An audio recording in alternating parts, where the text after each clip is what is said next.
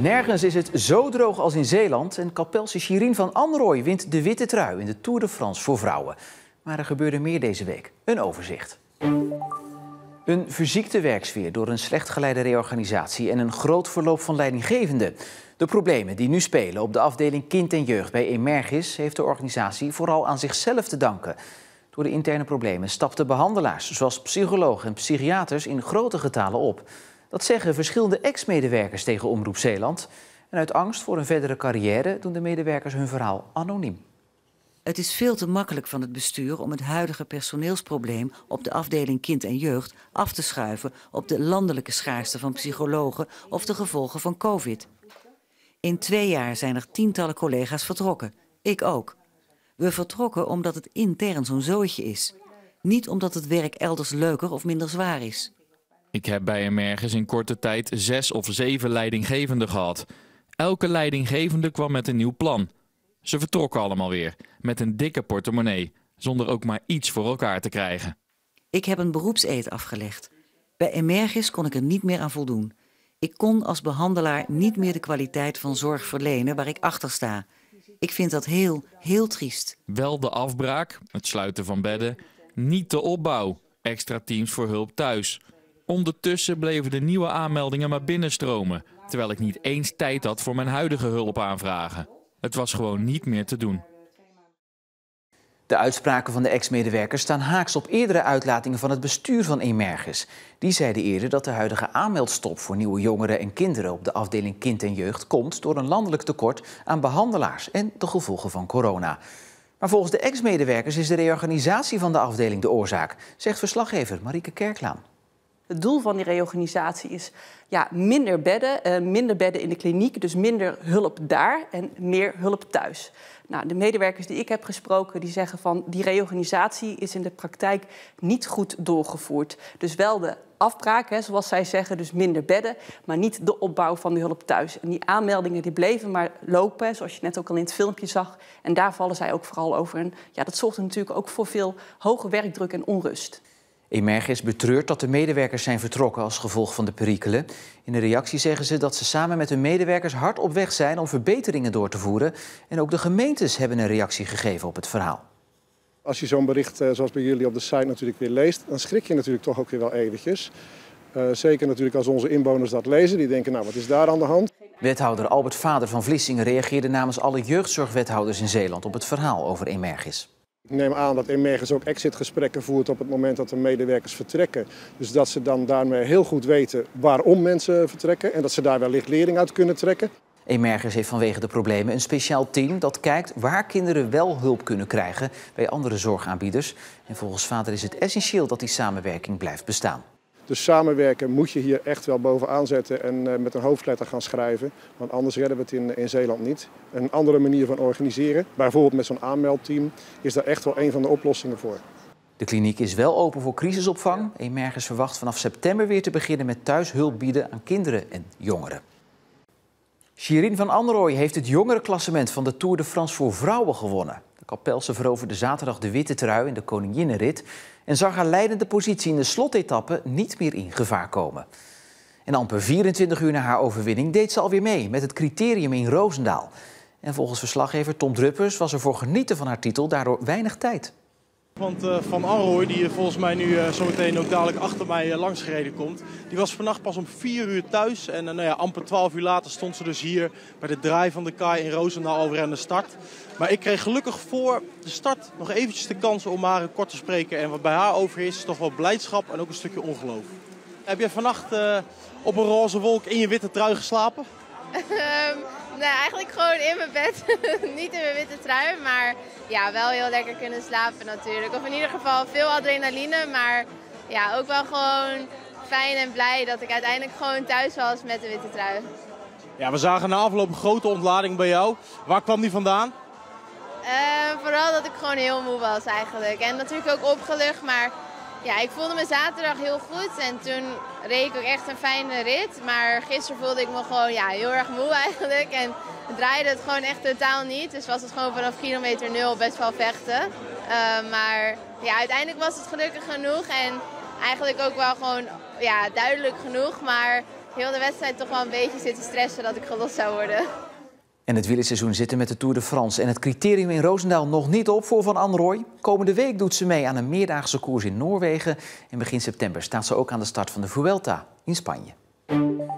Boa's met wapenstokken, dat mag sinds kort. Maar in Zeeland zal je het niet vaak gaan zien.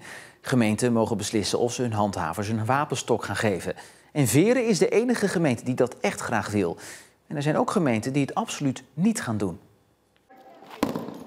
Nu dragen alleen politieagenten wapenstokken. BOA's mogen dat alleen in uitzonderlijke gevallen.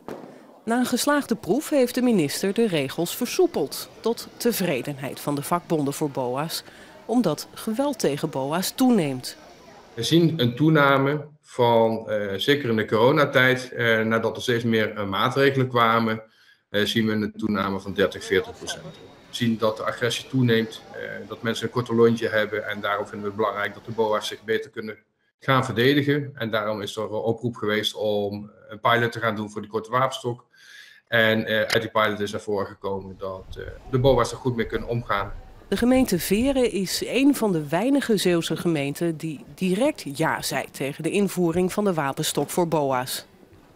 Maar je ziet steeds meer dat er situaties kunnen komen waar het wel eens noodzakelijk zou zijn. Maar de hoofdreden is, we hebben professionele mensen, daar hoort professionele uitrusting bij. En ja, we hopen ze nooit in te zetten. Niet alle gemeenten zijn enthousiast. Veren en Capelle wel, maar Noord-Beveland, Borselen en Terneuzen niet. En de rest van de Zeeuwse gemeenten is er nog niet uit. Noord-Beveland is het meest uitgesproken. Zij vinden dat een BOA moet blijven. Het risico van het toekennen van geweldsbevoegdheid aan BOA's is het verschuiven van taken van de politie naar BOA. Maar de burgemeester van Veren ziet de BOA met wapenstok wel degelijk als een nuttige aanvulling op politieagenten. BOA's zijn geen vervanging van agenten. BOA's werken goed samen met de politie, ook hier in Veren, maar in heel Zeeland is dat zo. En het gaat erom dat we niet overal tegelijkertijd kunnen zijn. Het is niet zo dat iemand meteen een wapenstok krijgt, daar zijn opleidingen voor. Kan zomaar ingezet worden. Eind dit jaar gaan de eerste BOA's met een wapenstok de straat op. Piet Kraan, de oprichter van de lokale partij Middelburg, is maandag op 76-jarige leeftijd overleden. Hij had longkanker. Kraan was jarenlang het gezicht van de LPM en stond bekend als vasthoudend en vastberaden. In 2014 en 2018 werd de partij de grootste in de gemeenteraad van Middelburg. In maart nam hij afscheid van de politiek en werd toen benoemd tot lid in de Orde van Oranje Nassau. Sinds de gasprijzen explosief zijn gestegen, vliegen de zonnepanelen en warmtepompen de deur uit. En dat merken de installateurs van deze duurzamere en energiezuinigere systemen.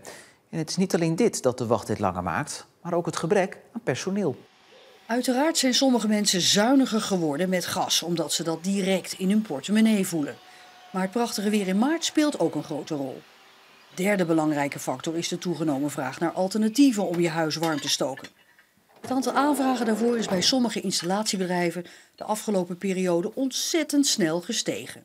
Als je dat vergelijkt, dan zaten we eind vorig jaar, maar ook nog wel begin dit jaar op ongeveer 600 tot 800 aanvragen in de week. En dat is sinds het begin van die stijging van de gasprijzen, van die hele sterke stijging, is dat naar 1600 tot 1800 aanvragen in de week gegaan. Met name warmtepompen zijn nu populair. Je ziet eigenlijk dat die warmtepomp in één keer echt wel keer 5 gegaan is in het aantal aanvragen. En dat is natuurlijk gewoon een duidelijk gevolg van die stijging van die gasprijzen. Want het voordeel is dat je met een warmtepomp een aanzienlijk deel van je gasverbruik kunt besparen.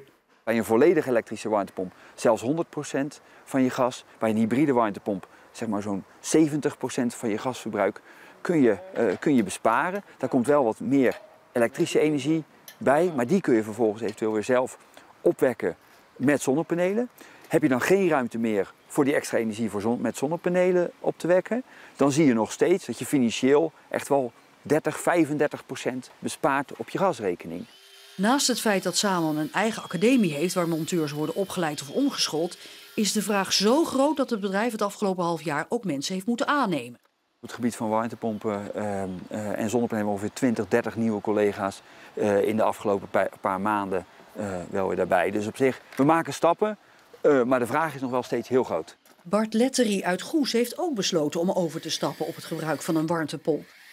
Inmiddels is dat ongeveer een jaar geleden, nadat we andere maatregelen hebben getroffen, zoals vloerverwarming overal beneden en extra isolatie. En toen zijn we het gesprek eigenlijk begonnen van wat zijn de mogelijkheden voor de warmtepomp. Kijkend naar de huidige situatie had hij geen beter moment kunnen kiezen. In de tussentijd zijn die prijzen zo omhoog gegaan dat het ook nog eens een keer financieel een heel erg interessante investering is geworden. En dat komt dan met name door het rendement van de warmtepomp. Eerst berekende terugverdientijd zou zo'n 10 jaar zijn. Dat gaat nu toch wel terug naar inmiddels al 5 jaar. Dus heb je toch een behoorlijk rendement nog op je investering. Letterie vindt het dus begrijpelijk dat er zo'n grote vraag is naar warmtepompen, maar plaatst er ook een kanttekening bij. Ik persoonlijk vind het jammer dat het nu vooral financieel gedreven is en niet vanuit het oogpunt om iets voor het klimaat te doen. De vakantiedokter, de huisarts voor toeristen, wordt deels digitaal. Toeristen boven de Westerschelde kunnen via een app hun medische klacht voorleggen. De toeristendruk die neemt toe. We weten allemaal dat de zorgverlening gaat afnemen. Er zijn te weinig zorgverleners. We zijn zoekende naar hoe kunnen we nu zorgen dat we de zorg borgen. Niet alleen voor onze patiënten, maar ook voor de toeristen. En gezien wij verdriedubbelen in de zomer qua aantal patiënten, is dit dus gewoon noodzakelijk om te kijken naar oplossingen. Via de app kunnen mensen met de verpleegkundige chatten en beeldbellen.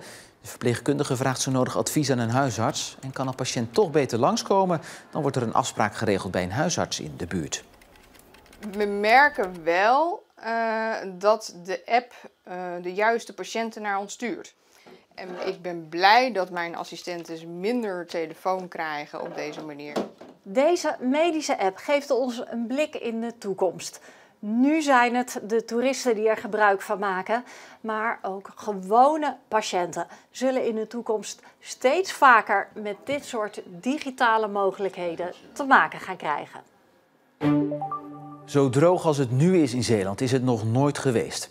Er valt zo weinig regen dat de grond kurkdroog is en het waterpeil in bijvoorbeeld sloten en kanalen laag staat. En dan is het ook nog warm, waardoor water sneller verdampt. Zeeland is momenteel de droogste provincie van Nederland. Qua drinkwater zitten we nog goed, verzekert Evides. Al is wel de oproep gedaan om zuinig te zijn met water. De grote problemen liggen ergens anders. Dorheid alom. Al enkele weken regent het niet of nauwelijks. En het voorjaar was ook al extreem droog. Natuurgebieden, bermen, sportvelden verdrogen. De Zeeuwse boeren zijn hard getroffen. 80% kan zijn land vanwege het verbod op beregenen niet besproeien en ziet zijn oogst verdorren. Hoe verder je naar het westen van de provincie gaat, hoe droger het eigenlijk ook is en hoe minder mogelijkheden er ook zijn voor eventueel beregening, ook met grondwater. En dat is toch wel een zorgpunt voor heel veel Zeeuwse boeren. Dan gaan de planten gewoon als het ware dood of ze blijven overleven op hun knol en dat is vaak ook niet goed voor de kwaliteit. Tolen is een van de weinige plaatsen waar boeren hun land wel mogen beregenen. Het water komt uit het Volkerak-Zoommeer. Maar zelfs hier gaat een deel van de oogst door de droogte verloren. Als je goed gaat kijken, dan zie je toch wel duidelijk dat er echt minder opbrengst onder zit. En ik denk hier missen we ongeveer een derde van de planten. En dat betekent toch eigenlijk doorgaans wel dat je toch een kwart tot een derde minder opbrengst zal hebben straks. De droogte vernietigt niet alleen grote delen van de oogst. Het verergert ook de verzilting van landbouwgrond. Voor de waterschappen betekent de droogte alle hens aan dek. Op dit moment doen ze alles wat binnen hun vermogen ligt om de pijlen te handhaven die nodig zijn om geen onomkeerbare schade te laten ontstaan. En kunnen ze wel wat doen? Dat is maar de vraag, want eigenlijk moet er gewoon regen vallen. Nederland heeft natuurlijk heel veel water, maar het is allemaal zout. En dat zorgt ervoor dat je dat water wat je tekort komt, kun je niet compenseren. We hebben wel als waterschap deze winter de pijlen verhoogd en ook langer het water vastgehouden, zodat we dus in het voorjaar daar heel veel profijt van gehad hebben, doordat we dus eigenlijk geanticipeerd hebben op eventuele droogte. Maar dat het zo erg was, konden ze niet voorspellen. En naast dorre akkers en gele sportvelden zijn er ook schades die je niet direct ziet, maar die wel desastreus kunnen zijn.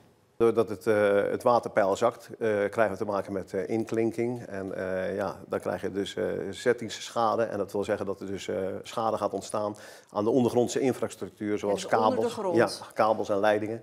Maar ook aan het asfalt en aan de zeeweringen kun je schade krijgen. Ja, gebouwen die kunnen verzakken worden. Funderingen van gebouwen, ondergrond. En dat noemt u onomkeerbare schade. Ja. Als dat eenmaal gebeurt, Nou, dan... als die zettingsschade er is, dan zou je natuurlijk kunnen hebben dat er leidingen gaan breken. Of dat er kabelbreuk gaat ontstaan. Of dat funderingen schade gaan krijgen, waardoor dat gebouwen gaan verzakken. En daardoor is het heel belangrijk dat wij met het water wat we nog beschikbaar hebben, dat we proberen te zorgen om het peil te handhaven. En de verwachting is dat de problemen voorlopig nog wel even aanhouden, want volgens de weermannen zal het, op een enkel spatje na, nog wel even duren voordat er weer voldoende regen gaat vallen. Zeeuwse overheden willen de komende jaren duizenden nieuwe woningen bouwen.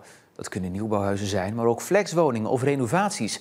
Wat en hoe precies, dat hoeft Zeeland niet in zijn eentje te bedenken, want landelijk wordt er meegedacht door het expertteam Woningbouw uit Den Haag. Zoals bij het Totaalplan Binnenstad in Terneuzen. Nou, ik vind Terneuzen echt een opknapper, hoor. Serieus, ja. Echt, we wonen hier schitterend in het centrum. Er wordt nieuwbouw gepleegd, dus er komen mooie nieuwe appartementen gebouwd. Dus daar zijn we ook blij mee, want we kijken daarop. Terneuzen wordt de laatste jaren flink aangepakt en het is nog lang niet klaar.